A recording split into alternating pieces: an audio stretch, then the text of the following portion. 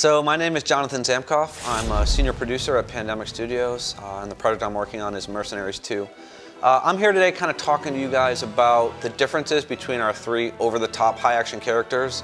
You know, for a little bit of backstory, we very much, everything we do in Mercenaries is totally over the top. It's, you know, it's ridiculous, it's inane, it's very irreverent. You know, we like to see our characters kind of modeled after the Tarantino style, where they're witty, they're charming, they're a bit crude, they're high action, they're dangerous, they're scary, but at the end of the day, they're characters that you really find you're bringing close to your heart.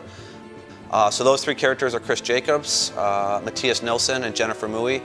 Each one not only kind of plays differently and looks and feels different, they also have a bit of a different backstory and a bit of a different motivation for why they do the things they do. You know, at the end of the day, pride and profit fuel the mercenary, so you know, there is a symmetry between all three of these characters, that they all want to get paid, which really is the main backstory of Mercs 2, is you kind of get, you know, you help this megalomaniac Ramon Solano stage a coup of Venezuela that you're unaware of. That part of it you're fine with. It's the part where he pulls out a gun and shoots you in the ass and then doesn't pay you that pisses off each of our distinct mercenaries in their own way, but at the end of the day, again, even though they have their own kind of moral compasses and their own motivations, the central core of being a mercenary is that you always have to get paid because your reputation is on the line at all times. So Chris Jacobs is former US military, big, strong guy. You know, he's probably our most, you know, positive on the moral compass scale. He does, even though he's doing his actions for profit, there is a big part of him that's about punishing the bad guys. From a gameplay fundamental, we've given Chris more ammo, so from, you know, the kind of light RPG elements.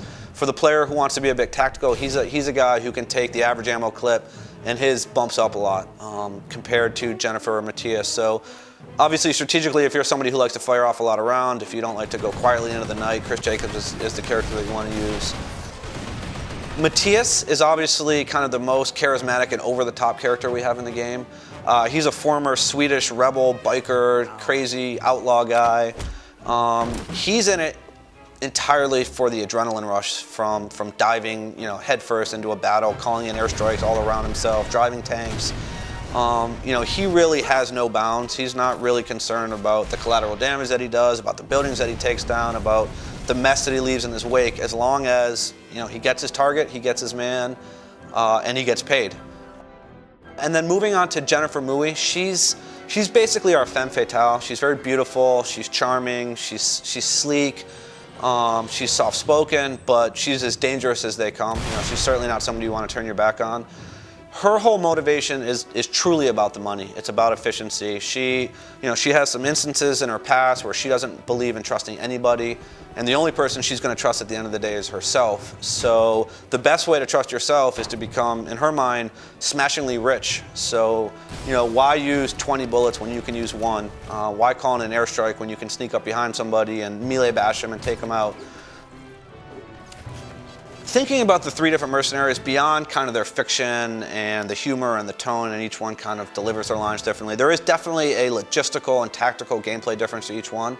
So as I mentioned, Chris Jacobs carries more ammo, so for the player who really wants to run and gun, shoot all the weapons in the game, drive around, really taking out everything in sight, Chris is probably your man. Matthias has more hit points. He's kind of the raging bull, iron horse of the group. So, you know, if you don't want to be subtle about things, if you don't want to stand on the hill and survey your environment, if you really just want to jump into battle with block a C4 in one hand and an RPG in the other hand and toss all the ordnance in the world and literally call airstrikes in on your own head, Matthias has the best chance of survival because we've bumped up his hit points.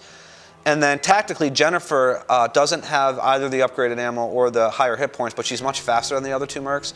So Jen is very much the idea of a stealth character where she can get from point A to point B much quicker. She can survey her surroundings in a much more subtle way because she's much faster than the other characters. So I hope this gives you guys a bit of a better sense of the kind of core dynamics of each of our three characters, you know, both the mechanical differences in the game and the fictional stylized differences between our three characters. We're so excited to finally be getting this game out to the gaming public. It's been many years in development. We're all super tired right now. But, you know, Mercenaries 2 is going to hit across the world. It's going to be on store shelves in the United States August 31st on the PS2, the Xbox 360, the PS3, the PC, and then same SKUs in Europe on September 5th. So basically, we're just going to infiltrate the world with our Mercenaries badassness We're so excited. It's been a long time in the making, and we think you guys are totally going to be jazzed that we took the time to bake the cake correctly, and we think what we're sending out is a phenomenal game.